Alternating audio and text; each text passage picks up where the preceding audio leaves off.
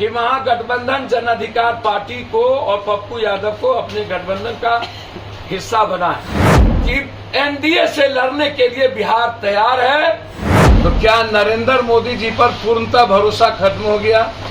अब बीजेपी की नैया पार या तो मांझी जी, या तो उपेंद्र जी, या तो सहनी जी, या तो कुशवाहा जी लगाएंगे। नरेंद्र मोदी जी और बीजेपी की सरकार, अमित शाह जी, वो राहुल गांधी जी से सबसे ज्यादा अत्यधिक वो डर चुके हैं। अभी सीपीआई, सीपीएम, माले या जद, राजद और कांग्रेस, क्या वो अपने पुराने गठबंधन के साथ ही लड़ना चाहते हैं कि और किसी को भी?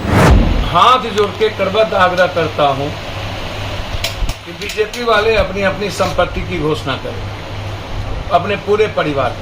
खनन विभाग में कितने घोटाले हुए सुशील जी के रहते हुए, कितना पैसा की लेन देन हुई, और सुशील मोदी जी और के पाठक का क्या रिश्ता था खनन विभाग।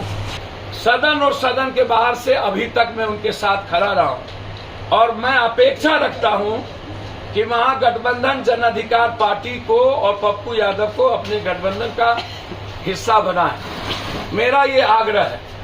मैं कंप्लीट रूप से विनम्रता के साथ आग्रह करूंगा कि जो कोसी, सीमांचल और मिथिलांचल की जो सामाजिक राजनीतिक बनावट है, वह सामाजिक आधार पर एनडीए के खिलाफ है। एनडीए हमेशा सीमांचल को नफरत का आधार बनाती है, और हमेशा एनडीए सीमांचल, कोसी, मिथिलांचल के वोट से सरकार बनाती है। मैं चाहता हूं कि सबसे पहले भारत में महागठबंधन को यह संदेश देना चाहिए कि बिहार एक ऐसा पहला राज्य है जो सीट वाइज और गठबंधन को पूर्ण कर नीतीश कुमार का नेतृत्व देश बचाने के लिए आगे निकल गए। हम नीतीश कुमार जी से आग्रह करेंगे, सबसे पहला महागठबंधन का सीट, महागठबंधन के बंटवारे को फार्मूला के आधार पर अविलंब एक बैठक बुलाकर देश को संदेश देना चाहिए कि एनडीए से लड़ने के लिए बिहार तैयार है और बिहार विस्तारित करने को तैयार है। मैं नीतिगत और वैचारिक तौर पर और हमारी सामाजिक आधार और बनावट महागठबंधन के विचारों के साथ, और देश के संविधान में जो बाबा साहब अम्बेडकर और लोकतांत्रिक मूल्य है, उसमें जन अधिकार पार्टी महागठबंधन के साथ, दल के साथ गठबंधन करने को तैयार है। और मैं चाहता हूं कि हमारा आग्रह महागठबंधन के नेताओं से है, उनको निश्चित रूप से जन अधिकार पार्टी के बारे में जरूर अपने विचार रखनी चाहिए, प्रकट करना चाहिए कि क्या मैं आपके हिस्से के लायक हूं या नहीं। धन्यवाद। लगातार मांझी जी को प्रलोभन, कुशवाहा जी को प्रलोभन सुरक्षा का, मुकेश सहनी जी को सुरक्षा का प्रलोभन, चिराग जी को, और लगातार एनडीए के गठबंधन के साथ बार्गेनिंग बीजेपी के द्वारा अन्य दलों को प्रलोभन देकर के, तो क्या नरेंद्र मोदी जी पर पूर्णतः भरोसा खत्म हो गया? अब बीजेपी की नैया पार या तो मांझी जी, या तो उपेंद्र जी, या तो सहनी जी, या तो कुशवाहा जी लगाएंगे। देश में लगातार कांग्रेस, अब महाराष्ट्र में अजीत पवार बीजेपी का नैया पार लगाएंगे। नरेंद्र मोदी जी पर मेरा सीधा आरोप है कि बीजेपी को अब भरोसा नहीं रही। नरेंद्र मोदी जी का चमत्कार इस देश में खत्म हो गया। नरेंद्र मोदी जी और बीजेपी की सरकार, अमित शाह जी, वो राहुल गांधी जी से सबसे ज्यादा अत्यधिक वो डर चुके हैं। उसके भीतर राहुल गांधी जी का डरावना सपना आता है नरेंद्र मोदी जी को, जिसके चलते देश में मुद्दों से भटकाकर लगातार पार्टियों को तोड़ना और जो घटना गुजरात के हाईकोर्ट में हुई, सारा फोकस राहुल गांधी जी की सदस्यता को खत्म करने की, तो इससे बड़ा डर नरेंद्र मोदी जी को क्या होगा कि लोअर कोर्ट से लेकर के हाई कोर्ट और लगातार इसके पहले ना जाने कितनी गालियां, दुनिया में कितनी नफरत पैदा नहीं किए गए। नाथूराम गोडसे, जो यदि राष्ट्र की बात आएगी, जाति की बात आएगी, तो महात्मा गांधी राष्ट्र में महात्मा गांधी को गाली देने से ज्यादा अपमानित कुछ नहीं हो सकता। नाथूराम गोडसे को बीजेपी और आरएसएस को जो सबसे बड़ा हत्यारा है उसको सम्मानित करना, क्या यह सबसे बड़ा केस नहीं बनेगा?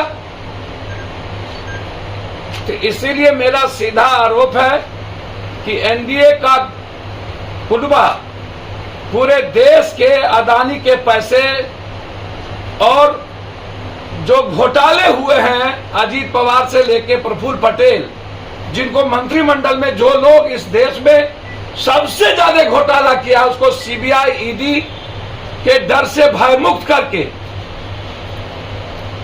और 2024 के जीतने का एक रास्ता सिर्फ प्रलोभन, भय, दोहन, डर और सुरक्षा। इसीलिए इस देश में अब नरेंद्र मोदी जी जैसी और भाजपा की विचारधारा खत्म हो गई। गाड़ियों के गोदी में बैठकर मणिपुर से लेकर महाराष्ट्र तक 2024 के चुनाव में नैया पार लगाने की अपना सपना देख रहे। इसलिए हिंदुस्तान में हम चाहते हैं कि बिहार से शुरू हो और बिहार निगरानी को पूरे बीजेपी के मंत्रिमंडल की जांच दी जाए और सुशील मोदी को हिम्मत है तो खनन विभाग के लिए पत्र लिखे और वित्त विभाग का की जांच कर लिया जाए, सीएजी का पूरा रिपोर्ट, सब कुछ। दूसरा, मैं महागठबंधन से आग्रह करूंगा, खासतौर पर कांग्रेस, नीतीश कुमार और लालू यादव जी से, लगातार जब एक तरफ एनडीए, छोटी छोटी पार्टी, छोटी छोटे दल एक एक व्यक्ति को साथ ला करके बिहार के 3 गठबंधन को मीटिंग में बुलाए हैं, लगातार उनकी गठबंधन की सीट से लेकर गठबंधन बिहार में किन किन से होगा वो तय उन्होंने कर लिया। तो महागठबंधन को भी बिहार में अपने गठबंधन को विस्तारित करने का जो उनकी सोच है उनको भी जल्दी करना चाहिए। या जो महागठबंधन के पास जो है अभी सीपीआई, सीपीएम, माले या जद राजद और कांग्रेस, क्या वो अपने पुराने गठबंधन के साथ ही लड़ना चाहते हैं कि और किसी को भी? मैं लगातार कांग्रेस और नीतीश कुमार जी से आग्रह कर चुका हूं कि हमारी पूरी लड़ाई बिहार के 14 करोड़ जनता के मुद्दों को लेकर, चाहे वो टीचर्स का मुद्दा हो, चाहे बेमिसाल का मुद्दा हो, चाहे सांप्रदायिकता का मुद्दा हो, हर मुद्दों को लेकर पप्पू यादव लगातार महागठबंधन के साथ खड़ी रही है। हमेशा जब भी महागठबंधन पर बीजेपी या अन्य लोगों के द्वारा हमले हुए हैं, लगातार वैचारिक रूप से, नीतिगत रूप से पप्पू यादव महागठबंधन और कांग्रेस के साथ खड़ी रही है। हम आग्रह करेंगे नीतीश कुमार जी से और सरकार से, बिहार में बीजेपी की सरकार जब वो मंत्रिमंडल में थे, उसकी पूरी योजनाओं की जांच निगरानी से करा।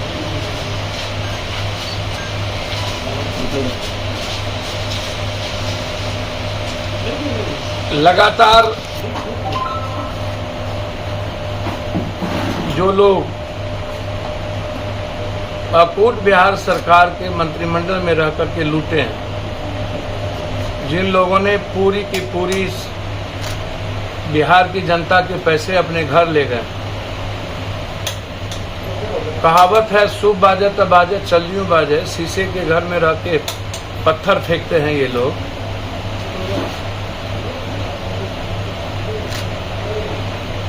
मैं हाथ जोड़ के करबद्ध आग्रह करता हूं कि बीजेपी वाले अपनी अपनी संपत्ति की घोषणा करें, अपने पूरे परिवार की।